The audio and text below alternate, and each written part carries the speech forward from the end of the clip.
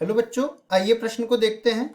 यदि ए कोई आव्यूह है जो इस तरह से परिभाषित है sine alpha cos alpha minus cos alpha sine alpha, मतलब इसमें चार अवयव है, दो पंक्ति और दो स्तंभ के, तो दो गुणा दो क्रम का ये आव्यूह है। इसको हमें सत्यापित करना है कि ए का परिवर्त गुणा में ए ये बराबर होना चाहिए आई, मतलब इकाई आव्यूह के। प्रश्न को हल करने से पहले इसकी मुख्य अवधारणा के बारे में चर्चा कर लेते हैं। मुख्य अवधारणा, तो देखो मुख्य अवधारणा में कुछ चीजें हमें पढ़नी पड़ेगी जो इस सवाल को हल करने को आसानी बना देगी।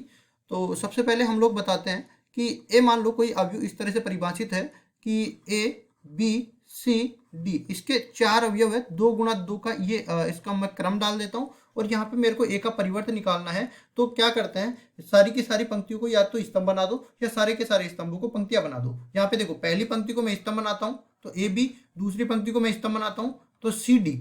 इस तरह से ये अपने पास ए का परिवर्त, या इसको कह सकते हैं हम लोग ए टी। ए का परिवर्त ए डे से भी निरूपित होता है और ए टी से भी निरूपित होता है। उसके बाद हम लोग चलते हैं, देखो यहाँ पे इकाई अवयव क्या होता है। इकाई अवयव में होता ये है कि जो मुख्य विकर्ण के अवयव होते हैं ना, वो सारे के सारे इकाई बन जाते हैं और सारे मुख्य विकर्णों के अलावा जो अवयव बनते हैं वो जीरो बन जाते हैं। तो यहाँ से दो गुणा दो का इकाई अवयव लिखेंगे तो मुख्य विकर्ण में दो ही अवयव आएंगे और बाकी बचे हुए ये दो अवयव जीरो बन जाएंगे।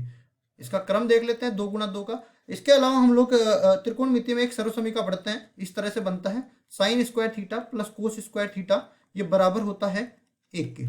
अब इन सारे गुणधर्मों का उपयोग करते हुए सवाल को हल करते हैं। सवाल में हमें ए आव्यूह इस तरह से दे रखा है साइन अल्फा कोस अल्फा, फिर आता है माइनस का कोस अल्फा और यहाँ पे आ जाता है साइन अल्फा।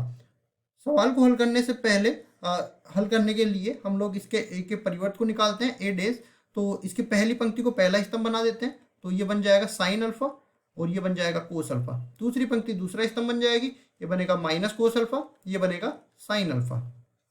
अब देखिए आगे क्या करना पड़ेगा, हमें ए के परिवर्त को ए से गुणा करना पड़ेगा। तो एलएचएस को उठा के लाते हैं हम लोग, देखो बाएं पक्ष को ए डेस ए से गुणा होगा। तो यहाँ पे देखो ए डेस किसके बराबर है, ये वाला sine alpha minus cos alpha, तो ये बनने वाला है sine alpha minus cos alpha और यहाँ से आ जाएगा कोस अल्फा और ये साइन अल्फा।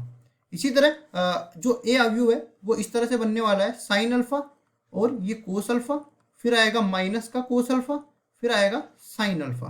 अब देखिए इन दोनों को गुणा करने के लिए पहली शर्त तो ये आवश्यक है कि इसका स्तंभ इसकी पंक्ति के बराबर होना चाहिए। यहाँ पे देख सकते हैं ये दो गुणा दो का है, ये दो गुणा दो का है, मतलब इसका स्तंभ दो है, इसकी पंक्ति दो है, गुणा तो संभव है।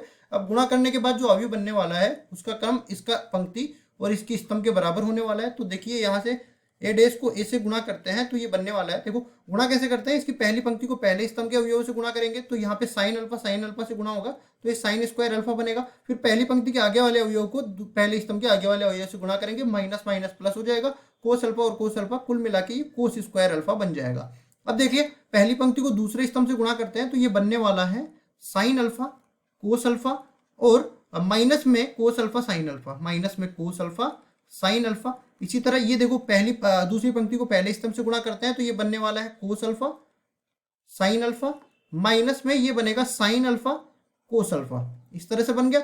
और अब देखो दूसरी पंक्ति को दूसरे स्तंभ से गुणा करते हैं तो ये बन जाएगा cos square alpha plus sine square alpha. इसके बाद देखो अवयव को आगे सरल करते हैं हम लोग। तो पहले तो वो त्रिकोणमितीय सर्वसमीका यहाँ पे लगा देते हैं sine square theta plus cos square theta वाली, तो वो तो इसको इकाई बना देगी। ये पद इससे कट जाएगा, ये पद इससे कट जाएगा, ये दोनों अवयव जीरो बन जाएंगे और ये दोनों अवयव एक बन जाएंगे। और हमने पहले ही बताया ये अपने पास इकाई अवयव है दो गुणा दो क्रम का। और देखो ये किसके बराबर है, ये आरएचएस के बराबर है। हमने एलएचएस को उठाया, आरएचएस को बराबर कर दिया। इस तरह से हमारा मुख्य अवधारणा की मदद से प्रश्न सिद्ध हो गया और यही हमारा उत्तर है। आशा करता हूँ ये सवाल आपको समझ में आया होगा। धन्यवाद।